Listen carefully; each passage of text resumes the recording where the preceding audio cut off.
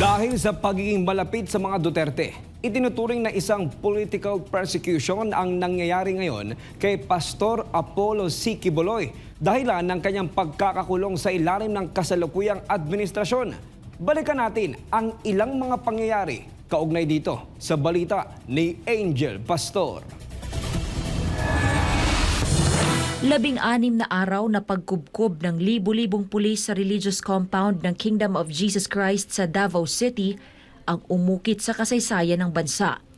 Mga simpleng misyonaryo ng simbahan ang dumanas ng hagupit ng gobyerno dahil lamang umano sa pagsisilbi ng warrant of arrest laban sa 6 na mga akusado, kabilang ang kanilang leader na si Pastor Apollo C. Quiboloy.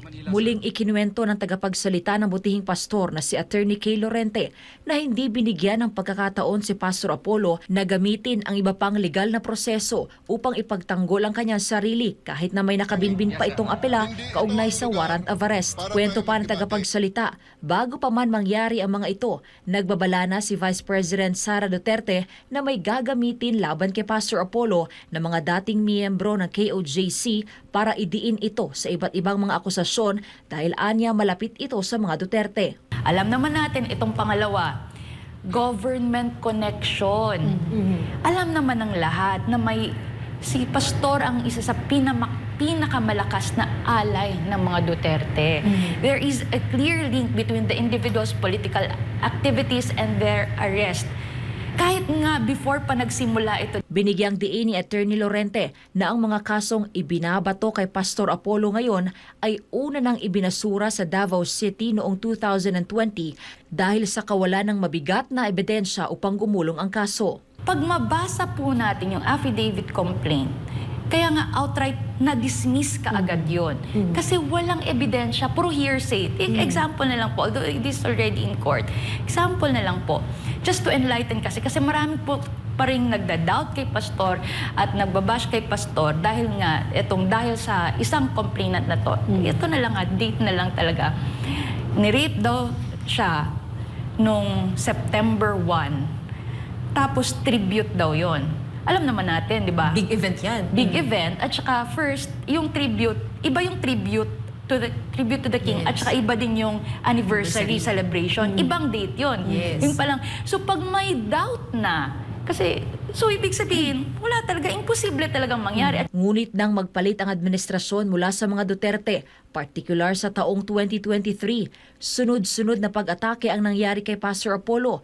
Kasama na ang SMNI na kilalang lumalaban sa mga makakaliwang grupo at nagsisilbing boses ng butihing pastor at ni dating Pangulong Rodrigo Duterte laban sa katiwalian. Mula sa Kamara dahil sa isyu sa prangkisa ng SMNI, sa Senado na biglang lumabas ang umano'y mga biktima ng pang-aabuso sa KOJC.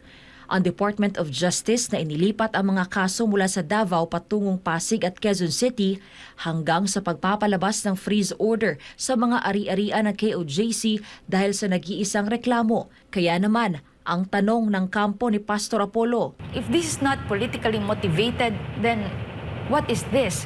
matatandaan din ng mangyari ang KOJC siege. Walang search warrant, kundi arrest warrant lamang ang ipinakita na PNP at nakapangalan pa sa isa sa mga akusado na si Sylvia Semanes at naka-address pa sa Pasig City. Ngunit walang humpay ang ginawang paghalughog ng mga armadong pulis sa religious compound. At kahit nasabihin anyang may search warrant, naglabas ng paglilinaw ang Korte Suprema kaugnay dito kung saan dapat ay tukoy ang lokasyong hahalugugin ng mga otoridad.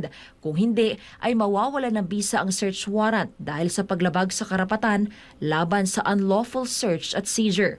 Samantala, ayon kay Attorney Lorente, bagamat nananatiling malaking hamon ang sitwasyon ng politika sa bansa dahil na rin sa hidwaan ng mga Duterte at Marcos, tiwala silang makakamta ni Pastor Apollo C. Quiboloy ang hustisya. Anya, dahil sa nangyaring panggigipit, nais ng butihing pastor na maging boses ng mga inaapi at ipaglaban ang totoong hustisya dahilan ng kanyang pagpasok sa politika.